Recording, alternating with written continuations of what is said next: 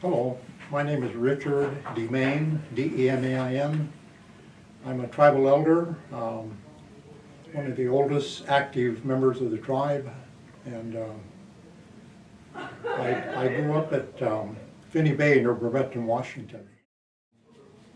I'd like to tell a story about one time when I was really young, the year before I went to high school, that three other young guys about my age and myself spent 9 days hiking over the Lippic Mountains.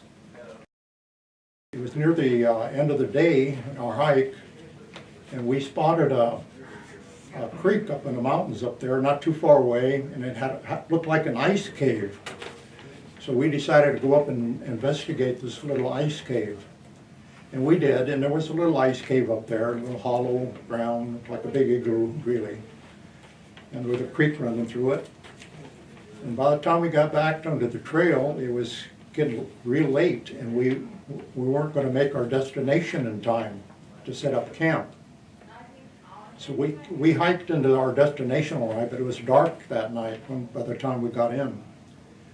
And the next morning when we got up, we looked around, and right next to us almost was a great big hotel up in the woods, in the middle of the Olympic mountain range up there. So we went into this, there's nobody living in it, of course, and during World War II, the beginning of World War II. And we opened it up, the door was unlocked, and we walked in, and there was mattresses piled almost to the ceiling. And we could have had a real comfortable night that night sleeping in on these mattresses, but we missed out on that. So that was really quite an experience for us. Been that many days up in the mountains by ourselves. I remember another day on that same hike, it was a couple of days later that we hiked into this one, had a little lean-to, protective lean-to you could sleep under so you wouldn't get rained on. It's like a little shed there, open shed. And one of the guys looked around and he said, "Oh, look what's up there." We looked up at the rafters up there, and there's something up there. And we looked up there, and there was some canned food up there. And so we helped ourselves to it. And a couple of days later, this ranger come up and caught up with us. He says, you guys sleep in that so-and-so spot there back there? I said, yeah. He said, "You find any food up there?" And I said, yeah. "Was it good?" "Yeah." "That was mine." The ranger stole his food up there so he could travel from place to place and not have to carry a whole bunch of food in. So anyway, he wasn't real mad about it, but made us kind of feel foolish, to steal his food per se. So, anyway, that's the kind of life I lived when I was growing up. I lived the way of the Indians lived. We picked berries all the time. We went fishing all the time, deer hunting and that type of thing. Even though we didn't live on a reservation per se here, we lived in Bremerton. Where we lived initially was where the Naval Hospital is now in Bremerton. That was where my great-grandfolks lived. And in 1906, the government bought our property, so we had to move. And that was the same year the government bought Old Man House Park here in Suquamish. Same year. For the same reason. The government bought it to protect the naval shipyard from enemies. They put gun placements here, that type of thing. So that's when we relocated to Finney Bay, and that's where I grew up and lived. My whole family moved to Finney Bay, 1906.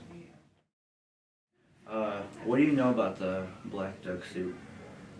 Black duck soup. Well, black duck soup when I was young was my favorite soup. They were called coots. They were real all black. We used to hunt them at Finney Bay, and real funny because we'd go out. I lived at Finney Bay, and the water would come in on Dyes Inlet from the sound area here. And as you sat out in the middle of Dyes Inlet, the water would go real fast.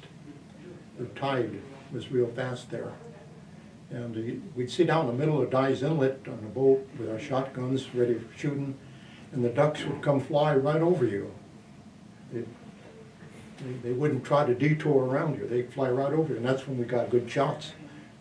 That's when we'd shoot these black ducks. And my grandma used to cook them and have potatoes and carrots and black duck soup, and that was my favorite. I'll tell you a funny story about that too.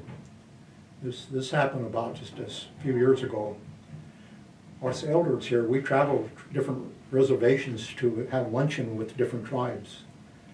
And one of the Suquamish tribe up by Bellingham called us one time and invited us up for a luncheon.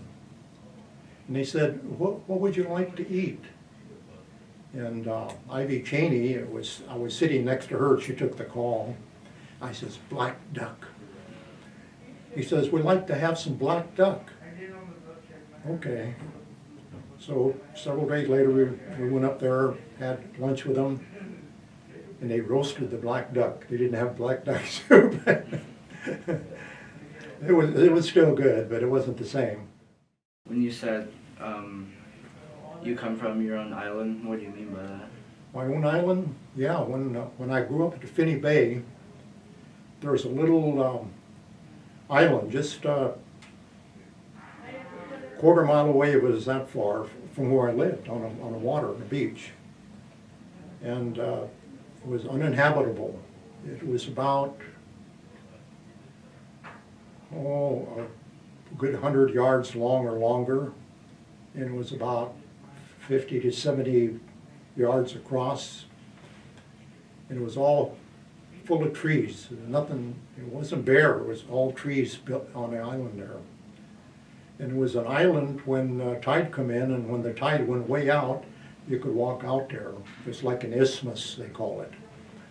And me and a buddy of mine that lives next door to me, he was a non-Indian. He was a good friend of mine. We used to go over there and play, and we built a tree house on that island. And that's where we used to play. We used to play like we were Tarzan. And one time, he said, let's build us Tarzan suits. I says, okay.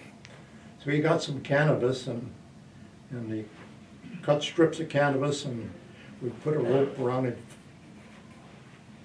and made little flaps and played like we were Tarzan. That's how Tarzan dressed in those days. And I remember one time we were playing over there and we had our Tarzan outfits on, and this one little spot there, an island, had a fallen tree just about this far off the ground. You can't walk through it, but you kind of crawl through it. So I was crawling through it one time, and a doggone bee stung me in the behind because I didn't have any clothes on. I had my Tarzan suit on. We had a lot of fun on that island. Nobody else played there but us. Had our own thoughts and real good time there. I'm an alcoholic. I've been sober for 25 years now. And during the time I drank, I was away from the tribe and away, a lot of times away from my family, immediate family, out sitting in a tavern drinking, that type of thing. And in 1989, I got sober, and I've become very active with the tribe. And I've been active ever since then. I take a lot of pictures. I've got thousands of pictures of the tribal events, canoe journeys, the events of the tribe, a lot of different meetings and that type of thing, graduations, elders honorings and that type of thing. So I've been active with the tribe for ever since '89, active continuously. And although before that I was tribal chairman in the 1950s, I spent 3 years being tribal chairman. But after I was tribal chairman, I went back to drinking, and that's why I wasn't involved with the tribe much during that time. So I was a rolling reader mentor, and about 20 years ago, I'd read with these first graders. We'd go out in the hall one-on-one. One child would come out in the hall, and we'd have a little seat out in the hall. We had a little chair, and I'd sit down, and they'd read to me. And I'd listen to them, and I'd respond afterwards and tell them how good they read, that type of thing.